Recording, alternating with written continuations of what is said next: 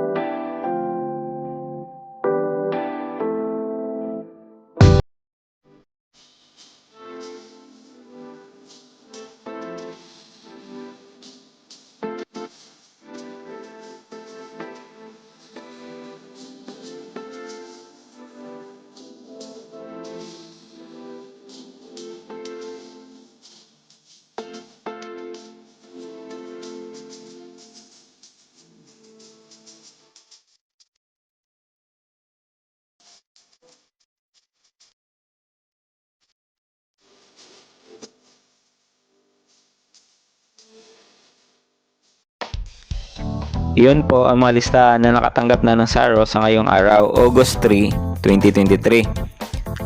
So magandang balita po ito sa atin dahil paparami na yung mga nabibigyan ng mga SARO.